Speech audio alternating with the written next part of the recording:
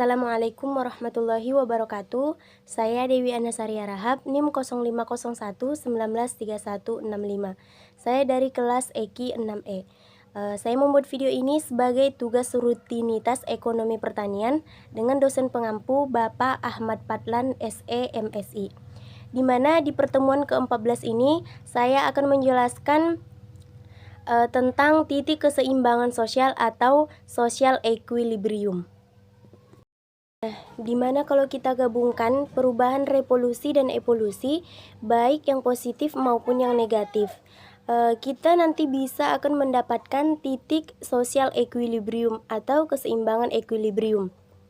Seperti yang sudah dijelaskan di pertemuan sebelumnya, yaitu pertemuan ke-13.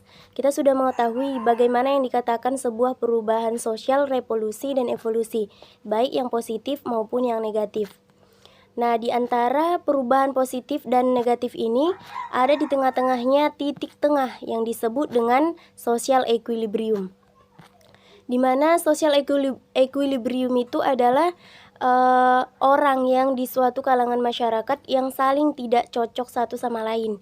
Atau social equilibrium itu adalah suatu keadaan teoritis di mana terjadinya keseimbangan di sebuah sistem sosial, baik keseimbangan internal, yaitu interaksi antar anggotanya, dan juga keseimbangan dengan lingkungan eksternal yang mempengaruhinya.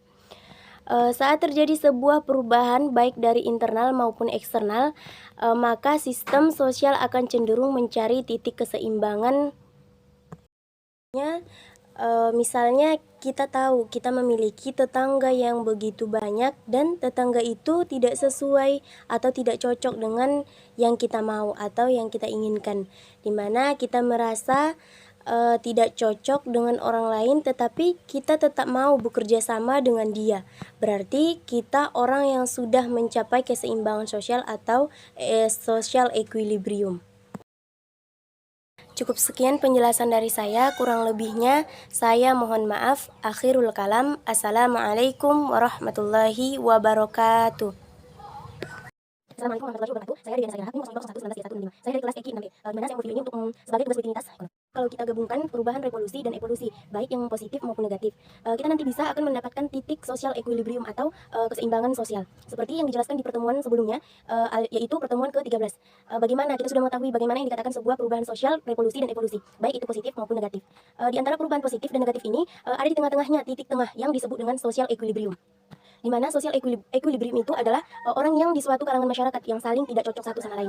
Atau social equilibrium ini adalah keadaan teoritis di mana terjadinya keseimbangan di sebuah sistem sosial, baik keseimbangan internal, yaitu interaksi antar anggotanya, dan juga keseimbangan dengan lingkungan eksternal yang mempengaruhinya.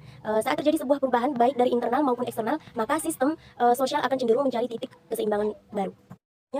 Misalnya kita tahu kita memiliki tetangga yang begitu banyak dan tetangga itu tidak sesuai atau tidak cocok dengan yang kita mau atau yang kita inginkan, dimana kita merasa tidak cocok dengan orang lain, tetapi kita tetap mau bekerja sama dengan dia. Berarti kita orang yang sudah mencapai keseimbangan sosial atau social equilibrium.